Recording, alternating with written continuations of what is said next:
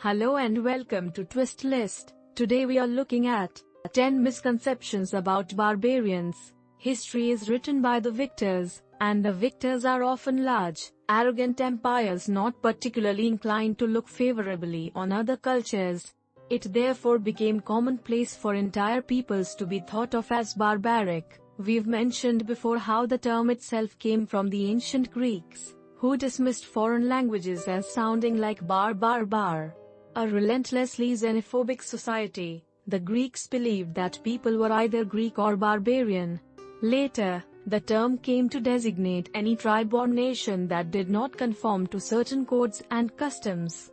From Rome to China, humanity has long tried to vilify and degrade people who were in some way different. At number 10 we have, the Vikings were cleanliness fanatics. For a long time, the popular view of the Vikings was as a vile, ruthless group who murdered their way across Europe, reeking of filth and cruelty. Well, as it turns out, the filthy Vikings were actually more concerned about hygiene than most Europeans of their age. For one thing, they bathed regularly, a rarity at the time. They made elaborately decorated combs and other grooming items, and many Vikings bleached their hair blonde to conform to certain cultural ideals of beauty.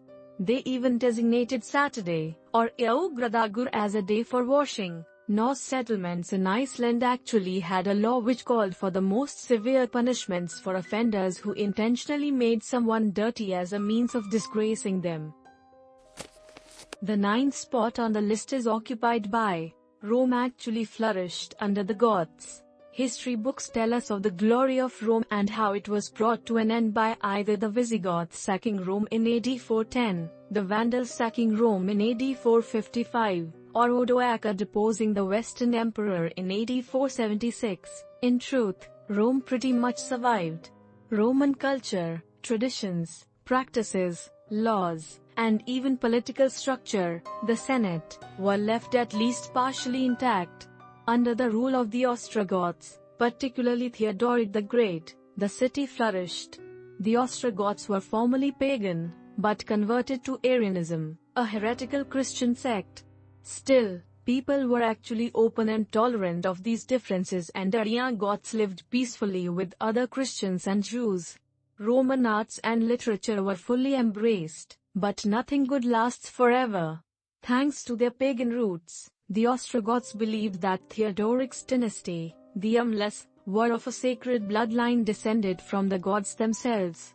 When Theodoric's grandson, Athalaric, died young, the Gothic kingdom fragmented. The Eastern Roman Empire, which espoused traditional Christian beliefs, hated the idea of the heretical Ostrogoths ruling over Rome.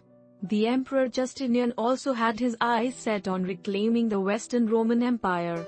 In AD 535, Justinian sent his best general, Belisarius, to retake Italy. The campaign lasted decades and served only to depopulate much of the peninsula. Eventually, a new wave of invaders, the Lombards, easily took control. So it was that the ambitions of the Eastern Roman Empire served as the death knell of its Western counterpart. Number 8 on our list is, the Greeks considered even their relatives barbarians. We have discussed how the Greeks coined the term barbarian in reference to foreigners.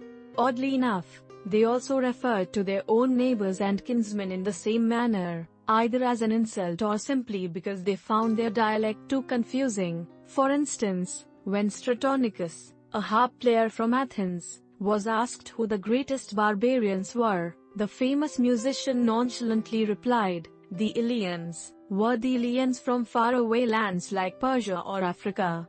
Nope, they lived in Elis, in the Peloponnese, where the first Olympic Games were held.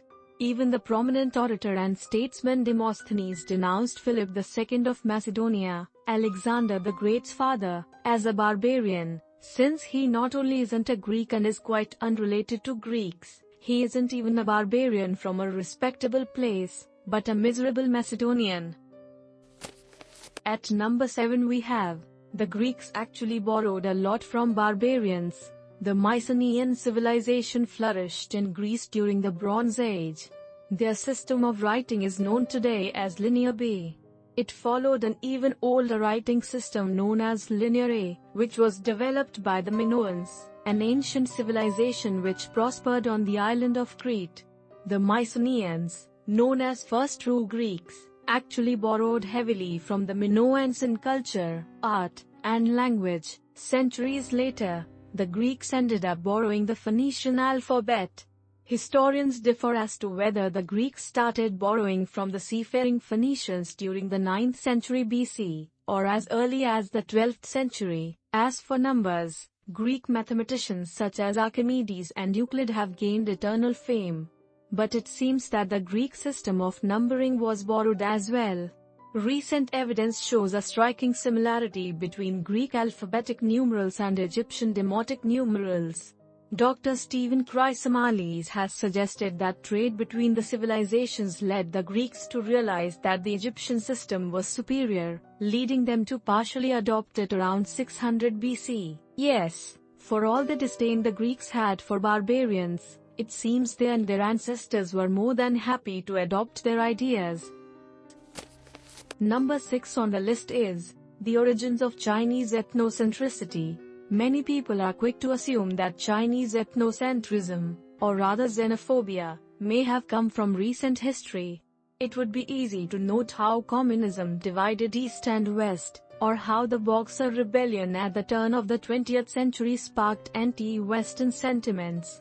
However, it's worth noting that these perceptions have been ingrained in Chinese culture for thousands of years. Such beliefs can be traced all the way back to the Zhou dynasty, 1046 to 256 BC, which made a clear distinction between the traditional Chinese subjects of the Zhou and those outside its borders.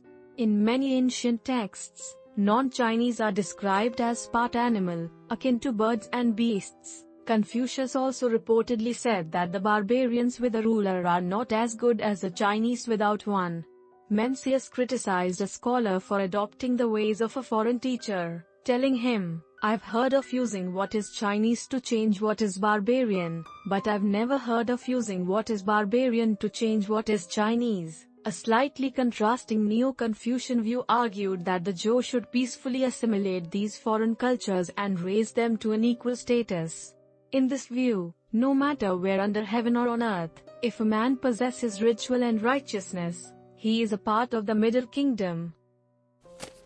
The 5th spot on the list is occupied by Japanese views on foreigners. Japan is a nation which has a near homogeneous society. 98.5% of its residents are ethnic Japanese. When the Portuguese sailed up to Tanegashima Island in southern Japan in 1543, the locals were astonished at the oddity before them.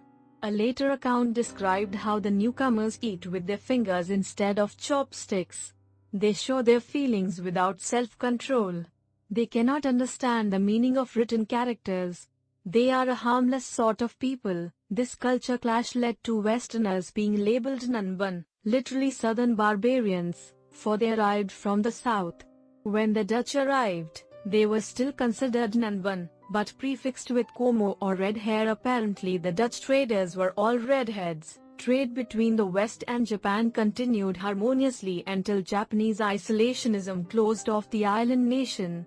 It was only later, when the Meiji Restoration aimed to westernize the country, that the term Nanban virtually disappeared and the Japanese began to move away from thinking of foreigners as uncivilized. There is still a common term associated with Westerners that has sparked debate in modern Japan. That word is gaijin, taken to mean outsider or non-Japanese. Some consider it neutral, but for others it has become a derogatory term. You could have lived in Japan your entire life and know all of its traditions and customs, yet still be considered an outsider. Number 4 on the list is, the Celts were an advanced civilization. We have talked about the Celts before. However, it bears mentioning that the Celtic civilization, which was long derided and maligned by the Greeks and Romans, was perhaps more advanced and sophisticated than its counterparts. The Celtic peoples once stretched from the British Isles to the borders of Russia. Recent discoveries have revealed that Celtic ingenuity inspired the Romans, and by extension the modern world, got a car? Well, the word itself was derived from the Celtic caros, for the Celts were widely famed as expert chariot makers. The mysterious Celtic druids were apparently not only involved in mysticism, but in mathematics and geometry. Mathematical principles were adopted by the Celts, who were frequent trading partners of the Greeks, well before Rome dominated the land. Later, Roman soldiers encountered some of the uncivilized barbarians speaking fluent Greek, combining their knowledge of mathematics with astronomy. The Celts created a map of the ancient world constructed along precise celestial lines, a huge network of meridians and solar axes that served as the blueprint for the Celtic colonization of Europe. To communicate, they devised vocal telegraph stations, where teams would yodel in order to relay messages across vast distances. Archaeological evidence suggests that the Celts had walled settlements where 10,000 inhabitants could live in peace, trading precious items from the farthest corners of Europe. At the third place we have, Attila wasn't so bad. The scourge of God inspired fear and terror throughout the continent. His fits of rage were legendary. His decimation of Roman armies contributed to the empire's demise. But was he really as bad as we thought? Some historians have disputed Attila's bloodthirsty acts. Was he truly a madman? Or was he simply giving Roman ambassadors an awe-inspiring sight? Although long said to have killed his brother to become sole ruler of the Huns, Attila was known to have given his brother's widow a governorship. He also doted on his son and was apparently loved by his subjects, both Huns and Romans. He had Roman scribes and subordinates who served him out of loyalty rather than fear, preferring his governance to the crippling taxes and restrictions within the more civilized empires. Attila was also a man of his word. True, he demanded a huge tribute from Rome to dissuade him from attacking, but he kept to this agreement and there was peace for a time. For all the talk of the riches he plundered, he reportedly lived a life of simplicity. When entertaining Roman ambassadors during a lavish banquet, Attila himself was seated on a wooden stool. His cup was wood, and his clothes and horse were unadorned. In contrast, the Roman ambassadors wore fine clothes and elaborate jewelry. He was also perhaps a romantic at heart. When Honoria, sister of the Western Roman emperor, disliked an arranged marriage, she sought the aid of the Hunnic leader. She sent a ring to Attila, who took it as a sign of Honoria's proposal. He also demanded half of the empire as a dowry. The scourge of God couldn't simply ask for cattle. His sudden death due to a massive nosebleed on his wedding night was attributed to a lifelong struggle with the condition. He just happened to have a particularly terrible one while drunk. Either that or he was murdered. Regardless, his death resonated deeply with the Huns. They cut off their hair, gashed their faces, and wailed loudly. Attila was, by all accounts, a controversial figure whose life is still shrouded in mystery. Were all stories of him true, or were they just exaggerated by historians throughout the ages? At the second spot is, we still use words named after them. Historically, certain barbarian tribes have become associated with particular types of behavior, descriptions that have evolved into derogatory terms still used today. Most famously, the Vandals who sacked Rome in AD 455 gave rise to our modern term for a destroyer of property. When the Avars migrated into southeastern Europe in AD 567, they demanded tributes from the Byzantine Empire. This popularized the term avaritia, which eventually became avarice. Since the Slavic people were frequently sold as slaves, they gave rise to the modern word for slavery. Another controversial example comes from the world of medicine. For decades, the term used for people with Down syndrome was mongoloid. The term was coined by Langdon Down, who believed his patients resembled Asiatic barbarians. Since that came to be considered embarrassing for everyone involved, the condition was eventually renamed after Dr. Down himself. And finally, at number 1, the Mongols have rainfall to thank for their conquests. Make no mistake about it, while the Mongols may have changed history, there are still a number of misconceptions about their conquests. For one, it has long been believed that a severe drought led to their expansion out of the traditional Mongolian homelands. Genghis Khan and his nomadic followers allegedly fled the deteriorating conditions, pushing in all directions just to find a place that was more habitable. However, recent studies have shown that it was no drought that led to the Mongol conquests, it was consistent heavy rainfall. For around 15 years during the early 13th century, central Mongolia suddenly had a period of abnormal moisture and warmth. This relatively temperate weather meant abundant harvests. The Mongols reaped their crops, and eventually the riches of the world, for the rain gave them limitless fuel for their horses, livestock, and warriors. Another misconception is that the Mongol armies were the exception to the rule and managed to successfully invade Russia during winter, a feat Napoleon and Hitler would fail at centuries later.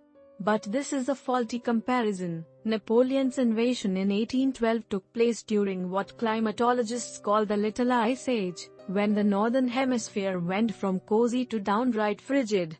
Hitler's invasion in 1941 coincided with one of modern history's most brutal winters. In contrast, the Mongols invaded during the medieval warm period, when weather conditions were temperate. So pretty much from the onset, the Mongols had it quite a bit easier than later would-be conquerors. Thanks for watching. If you enjoyed this video and would like to see more, then please hit the subscribe button.